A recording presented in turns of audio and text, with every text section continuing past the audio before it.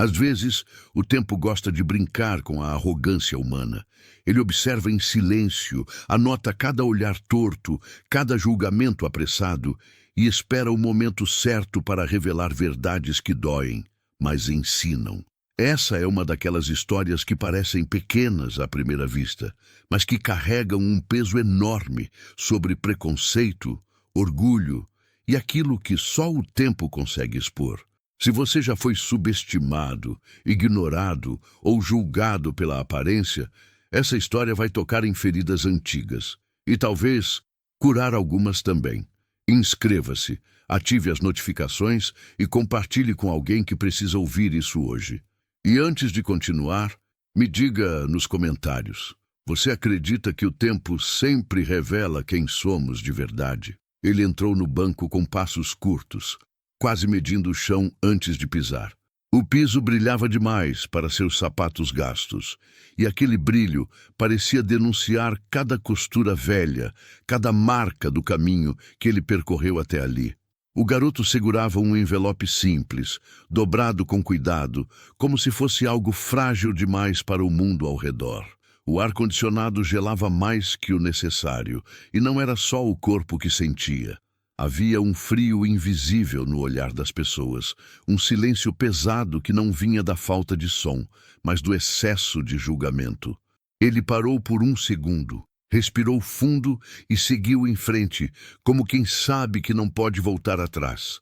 As pessoas sentadas aguardavam suas senhas sem notar o próprio privilégio. O garoto observava tudo com atenção: os painéis eletrônicos, os ternos bem passados, os relógios caros piscando nos pulsos. Para ele, aquele lugar parecia outro mundo. Um mundo onde ele não tinha sido convidado, apenas tolerado. Quando chegou ao balcão, sua voz saiu baixa, quase tímida, mas firme o suficiente para não desaparecer. Pediu informação, falou pouco, como quem aprendeu cedo que palavras demais também custam caro. A atendente ergueu os olhos devagar, e o primeiro julgamento aconteceu ali, silencioso e definitivo. Ninguém perguntou de onde ele vinha, o que havia vivido ou por que estava ali. O banco não era lugar para histórias, apenas para cifras. Ainda assim, o garoto permanecia de pé, segurando o envelope com as duas mãos, como se aquilo fosse sua única âncora naquele mar de olhares frios. Havia algo nos olhos dele que não combinava com a roupa simples. Não era medo, era resistência. Uma mistura de cansaço e esperança que só quem atravessou muita coisa carrega sem perceber. Mas naquele momento, ninguém parecia disposto a enxergar isso.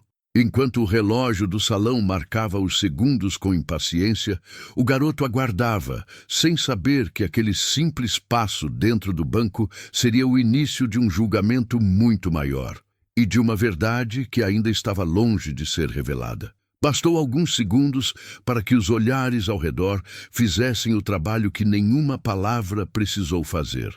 O garoto ainda estava ali, imóvel, mas já tinha sido avaliado, classificado e colocado numa gaveta invisível chamada não pertence.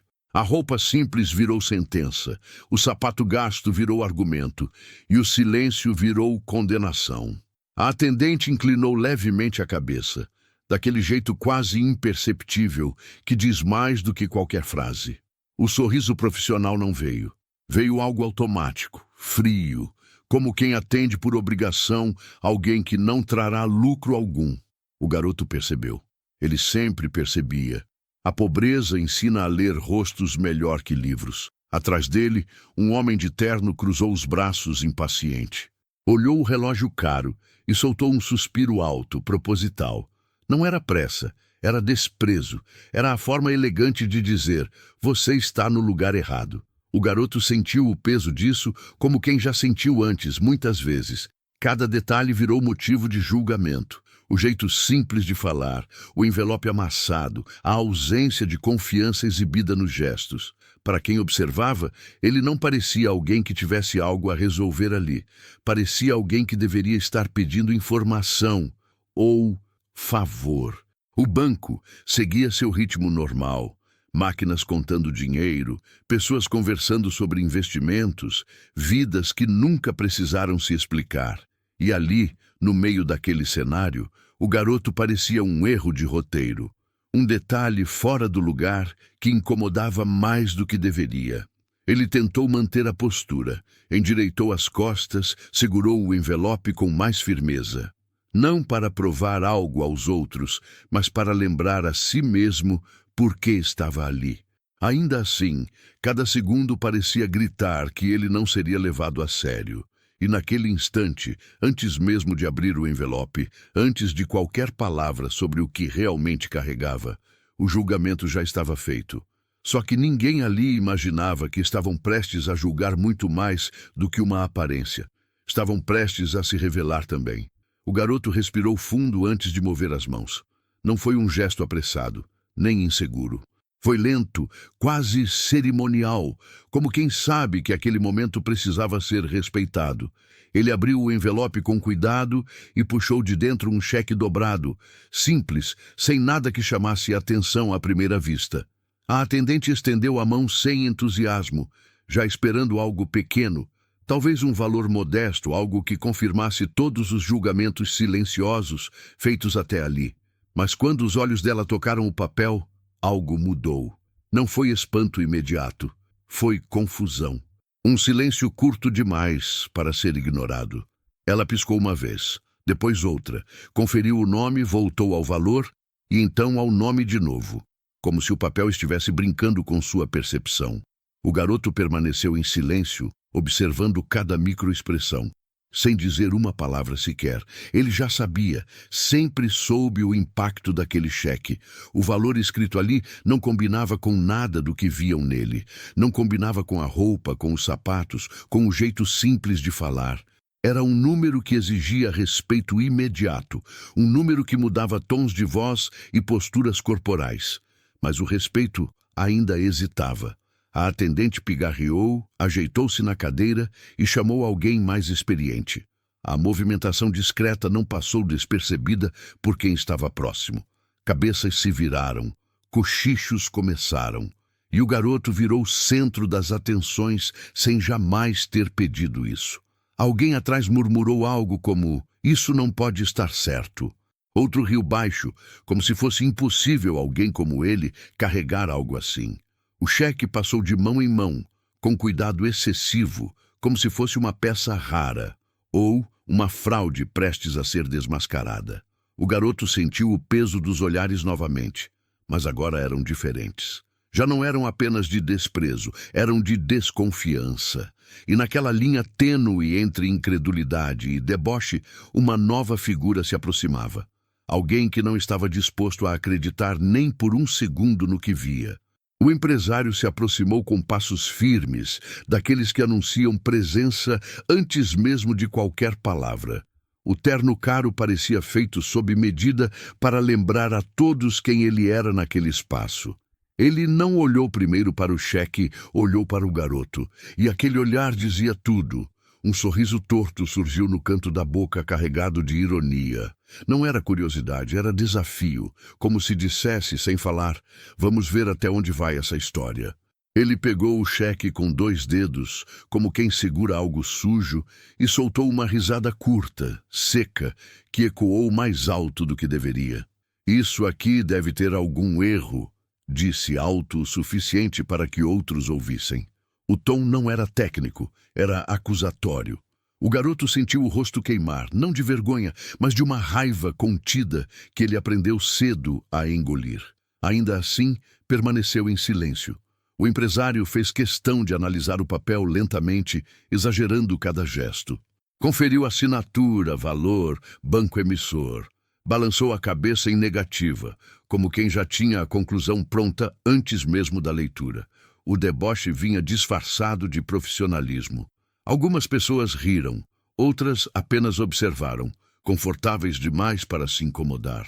A humilhação, quando compartilhada, parece mais aceitável para quem assiste. O garoto sentia isso nos olhares, na postura relaxada de quem sabia que não era o alvo. "Você tem ideia do que isso significa?" perguntou o empresário, agora olhando diretamente para ele. Não era uma pergunta real. Era um lembrete de poder, um aviso de que aquele espaço tinha donos invisíveis, e ele não era um deles. O garoto abriu a boca por um segundo, mas fechou de novo. Não por medo, por escolha. Às vezes, o silêncio é a única defesa que resta quando ninguém quer ouvir a verdade. E o empresário interpretou aquilo como confirmação de sua própria arrogância. A situação já não era apenas desconfortável, era pública. E enquanto o empresário se preparava para ir ainda mais longe, sem imaginar o que estava prestes a descobrir, o banco inteiro parecia prender a respiração, como se algo estivesse prestes a ruir. O empresário ergueu a voz um pouco mais, não por necessidade, mas por espetáculo. Cada palavra parecia escolhida para marcar território, para deixar claro quem mandava ali. O garoto sentiu os olhares se multiplicarem, como se o salão inteiro tivesse decidido assistir àquele momento específico da sua vida.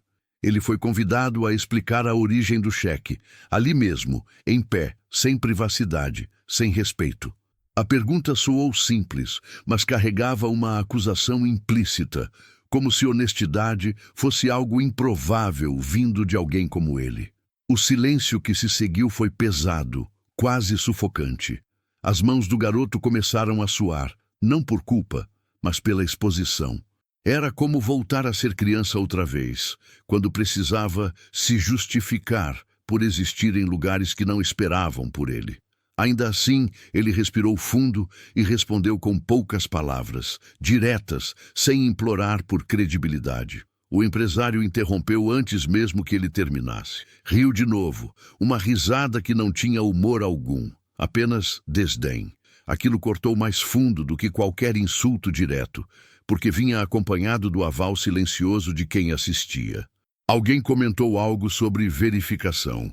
Outro sugeriu chamar a segurança. A palavra ficou suspensa no ar, pesada como uma ameaça. O garoto sentiu o estômago apertar, não pelo medo da verdade, mas pela injustiça do momento. Ele estava sendo tratado como problema, não como cliente. Mesmo assim, ele não recuou, não levantou a voz, não discutiu. Havia uma dignidade estranha na forma como permanecia ali, parado, suportando algo que não deveria suportar. Aquilo incomodava mais do que qualquer reação explosiva, e enquanto o constrangimento atingia seu ponto mais alto, algo começava a mudar nos bastidores daquele banco. Um detalhe ignorado, um nome mal lido, uma ligação prestes a ser feita. O tipo de detalhe que, quando surge, vira tudo do avesso. Foi uma ligação curta, quase burocrática, feita mais para confirmar um erro do que para descobrir uma verdade. O empresário falava ao telefone com desdém, andando de um lado para o outro, enquanto o garoto permanecia no mesmo lugar, como se já soubesse o final daquela cena antes mesmo de começar. Do outro lado da linha, o tom mudou rápido. Primeiro veio o silêncio, depois como é, quase sussurrado. O empresário parou de andar, endireitou o corpo, olhou novamente para o cheque, dessa vez com atenção real, não com ironia. Algo não estava batendo com a história que ele tinha criado na própria cabeça. A atendente recebeu uma informação no sistema e arregalou os olhos. O nome do garoto não era apenas um nome, era uma peça de uma história maior, ligada a empresas, investimentos, heranças silenciosas e decisões tomadas longe dos holofotes. O garoto não era quem parecia. Nunca foi. Ele finalmente falou mais do que o mínimo. Explicou sem pressa que aquele cheque não era um favor, nem um golpe. Era o resultado de anos de escolhas feitas fora da vista de quem julga rápido demais. Ele tinha crescido simples por opção, não por falta de possibilidade. Cada palavra caía como um peso no chão polido do banco. O empresário sentiu o rosto endurecer, não por raiva, mas por vergonha tardia. As peças se encaixavam tarde demais, e o silêncio agora não era do garoto, era de quem havia rido. As pessoas ao redor começaram a evitar o olhar dele. O espetáculo tinha mudado de direção. Aquilo que parecia impossível minutos antes agora era fato, confirmado, registrado. O garoto era herdeiro, sócio, dono de um nome que circulava em salas fechadas, não em filas comuns. E naquele exato momento, quando a verdade finalmente se mostrou inteira, o banco já não era o mesmo. Mas a maior mudança ainda estava por vir. Não nos números, e sim na forma como alguém ali teria que engolir tudo o que havia demonstrado antes. O empresário voltou devagar, como quem pisa em terreno instável. O tom da voz já não era o mesmo. O corpo, antes relaxado na certeza do poder, agora parecia rígido, contido.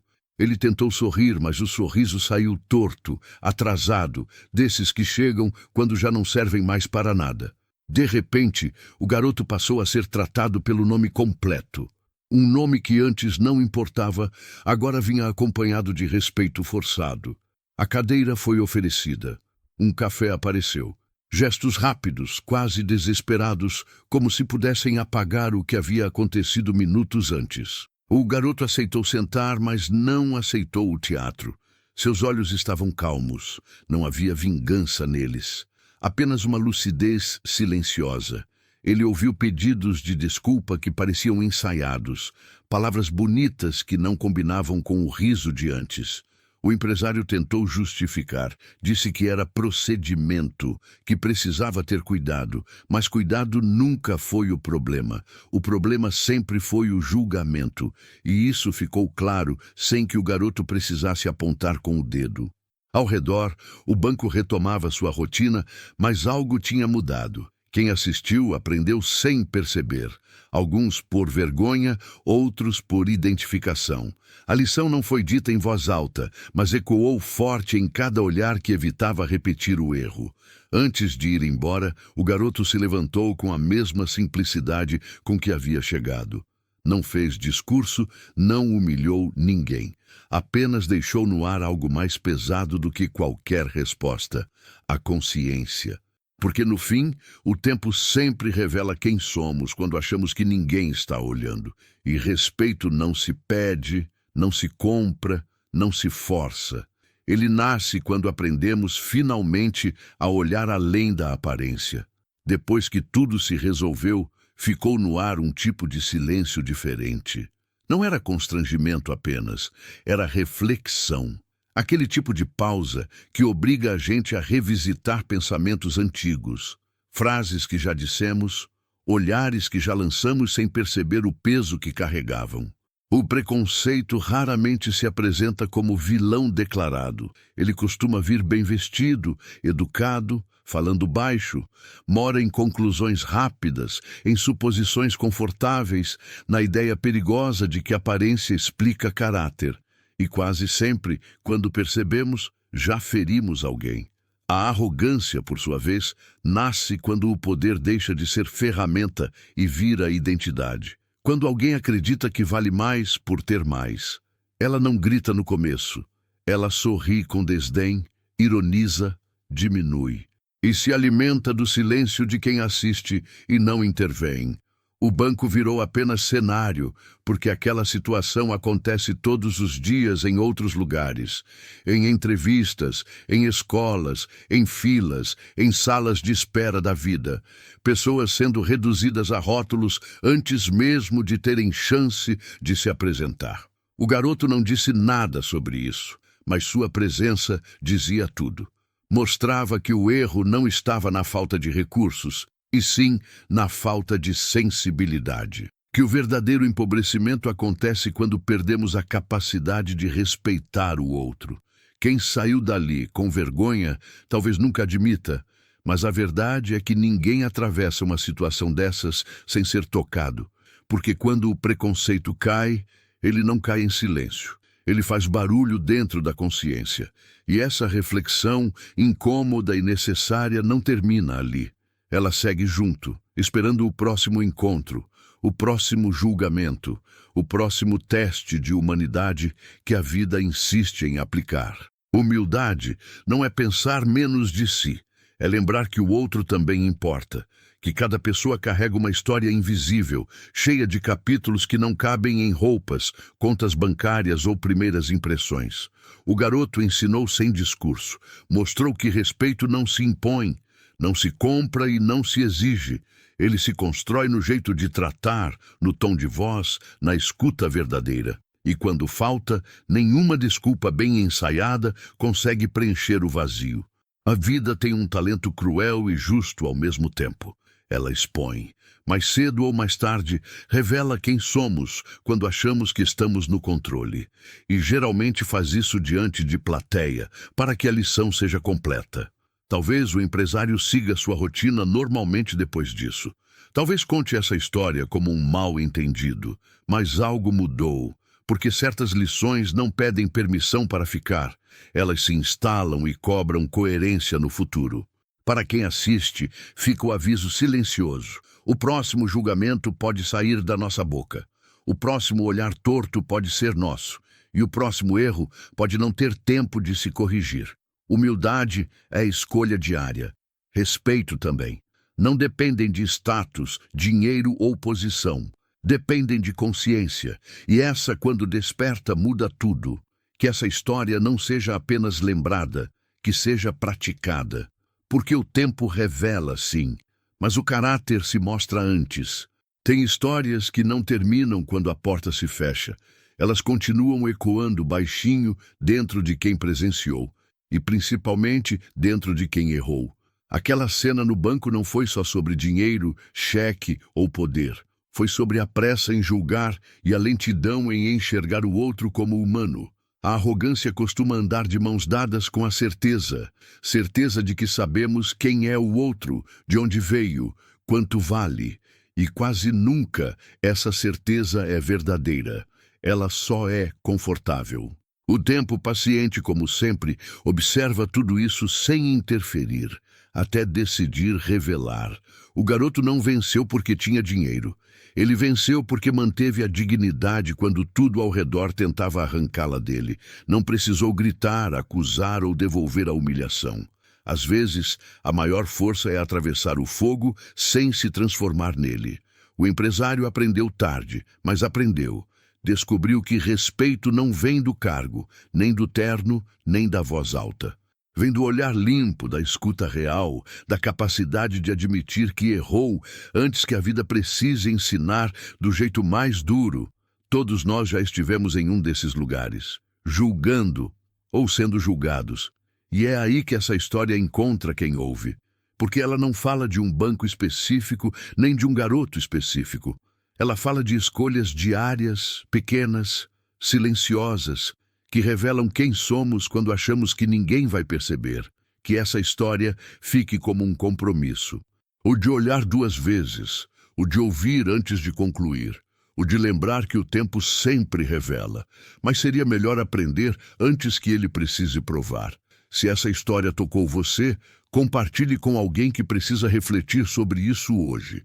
E deixe aqui nos comentários o que o tempo já revelou sobre você.